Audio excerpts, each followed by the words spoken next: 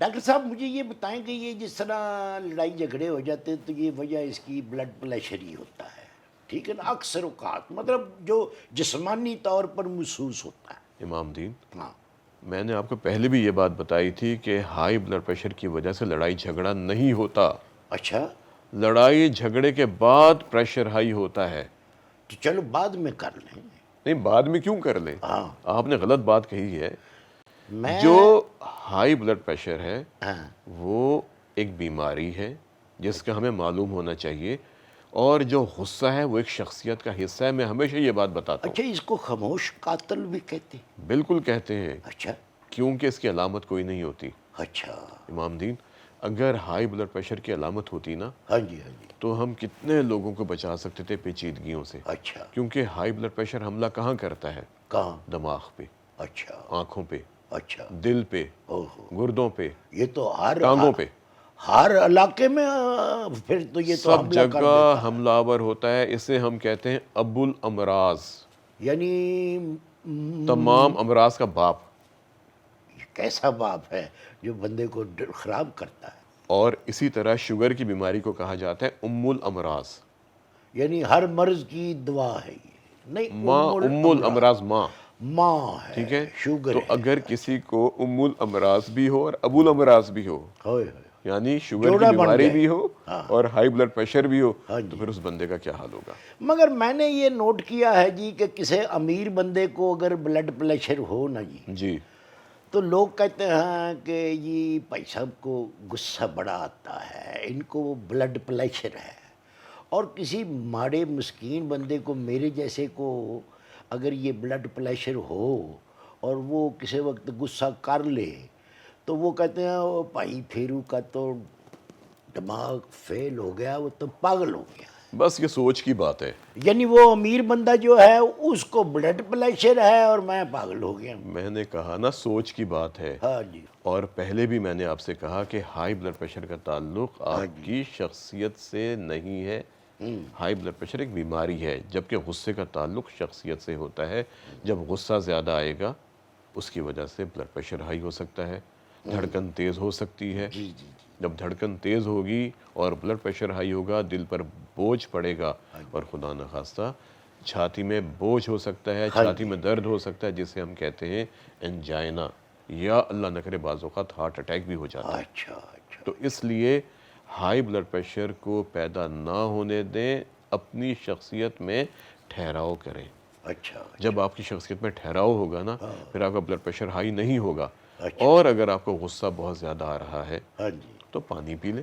یا وضو کر لیں۔ وضو بہت اچھی بات ہے، کیونکہ غصہ شیطانی کام ہے، ہاں جی ہاں جی ٹھیک ہے ہاں نا؟ جی ہاں جی تو پڑھیں، اعوذ باللہ پڑھیں، ہاں جی تاکہ شیطان ہمارے دماغ سے دور ہو، جی اور وضو کریں۔ ہاں ایک جی اچھا آپ نے بات بتائی، ہاں جی، اور اس طرح ہم اپنے آپ کو پیچیدگیوں سے بچا سکتے ہیں، غصے کی اور کنٹرول بھی کر سکتے ہیں۔ کنٹرول بھی کر ہاں سکتے ہیں۔ جی ہاں جی، امام دین، باقاعدہ مینجمنٹ ہوتی ہے غصے کی، اچھا جی، وہ علاج کیا کیسے؟ جاتا ہے۔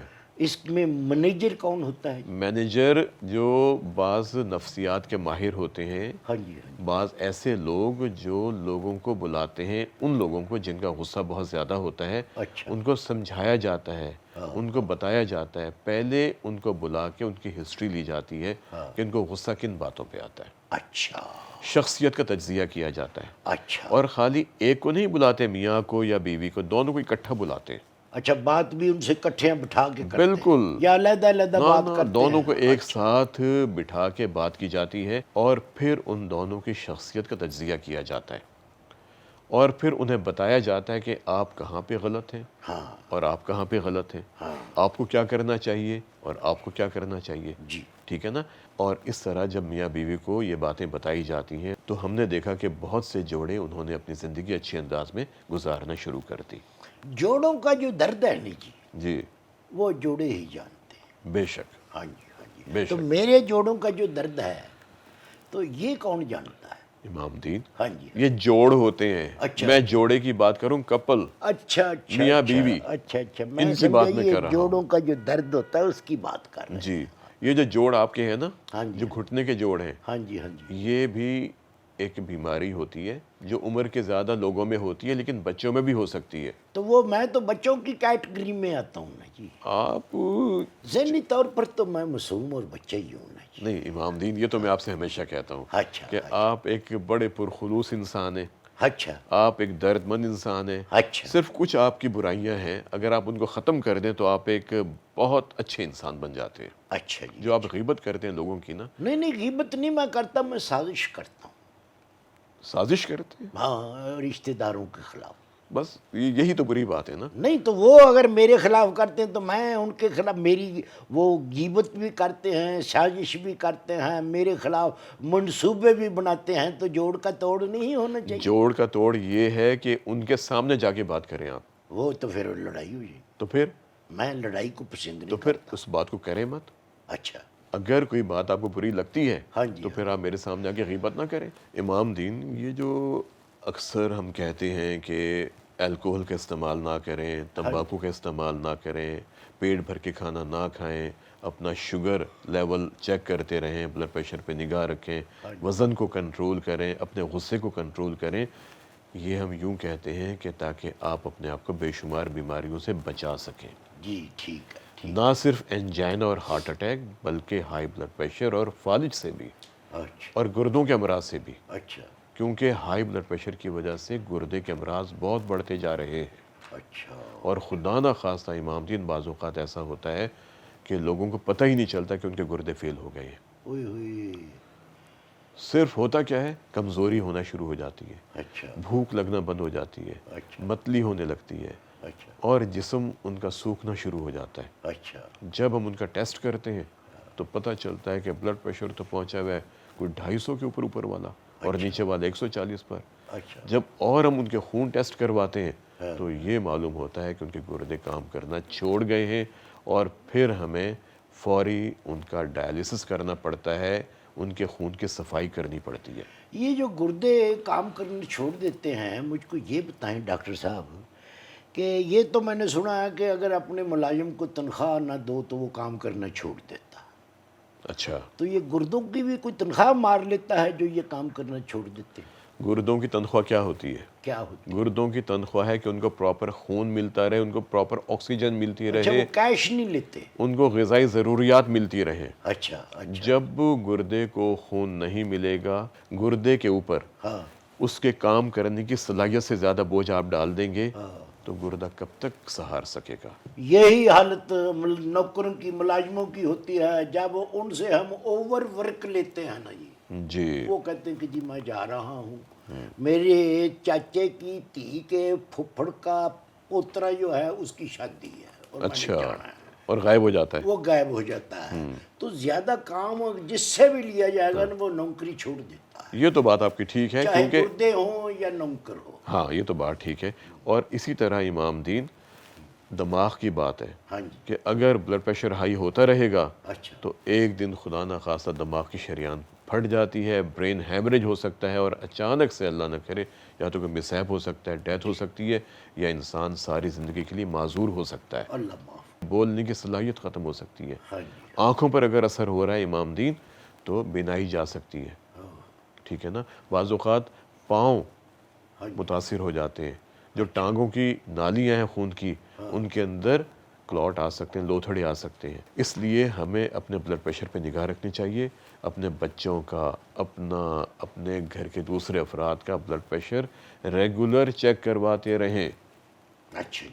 اور ایک اور اہم بات امام دین کے، بچوں کے اندر اگر بلڈ پریشر ہائی ہوتا ہے تو ان کی ٹانگوں کا پریشر کبھی بھی چیک کروانا نہ بھولیں. مگر بلڈ پریشر جو ہوتا ہے میں نے تو دیکھا ہے کہ جتنے ڈاکٹر ہوتے ہیں وہ یہاں پر وہ ایک چڑھا کے نا جی پٹی سے ہاں وہ کف چوڑی. ہوتا ہے ہمارا. جی ہاں. جی تو ٹانگوں کا بھی بلڈ پریشر چیک کروانا چاہیے؟ بالکل کروانا چاہیے. اگر بچوں میں ان کے دونوں بازوؤں کا بلڈ پریشر ہائی ہے تو ان کی ٹانگوں کا پریشر لازمی چیک کرواتے رہنا چاہیے. اگر ہم اپنے بلڈ پریشر پہ نگاہ رکھیں، اپنے خون میں شوگر لیول پہ نگاہ رکھیں، اپنے وزن پہ نگاہ رکھیں، اپنے کھانے پینے کی عادات پہ نگاہ رکھیں تو امام دین زندگی کتنی اچھی ہو جاتی ہے. زندگی پھر کتنی حسین ہے، یہی کہتا ہے. بہت اچھی ہو جاتی ہے. اور اگر ہم تمباکو بھی چھوڑ دیں اچھا ہم الکحل بھی چھوڑ دیں، اچھا ہم پیٹ بھر کے کھانے نہ کھائیں، اچھا ہم روزانہ سیر کریں، اچھا ہم باغ میں جا کے کم از کم 1 گھنٹہ گزاریں، اچھا ہم وہاں پر پرندوں کی چہچہاہٹ سنیں، اچھا، یہ بھی علاج میں آتا یہ ہے؟ بھی علاج میں آتا ہے امام دین۔ اچھا ہم وہاں پہ آنکھیں بند کر کے بیٹھ جائیں اچھا، اور وہاں پر جو پھولوں کی خوشبو پھیلی ہوتی ہے ہاں جی ہاں۔ اس کو سونگھیں، اس کو محسوس کریں۔ مگر میں نے ایک دفعہ میں آنکھیں بند کر کے تو بیٹھا ہوا تھا، تو میں بچوں کے لیے کوئی فلوٹ لے کر جا رہا تھا، اچھا، تو وہ میں نے وہ چھپر جو تھا نا جی وہ رکھا ہوا تھا پاس، میں نے اس بات پر عمل کیا کہ میں آنکھیں بند کر کے تو میں محسوس کروں کہ کتنی خوشبو آ رہی ہے، تو خوشبو تو مجھے آئی، باقی فروٹ جو تھا نا جی وہ اچھا۔ کوئی اور لے گیا جی۔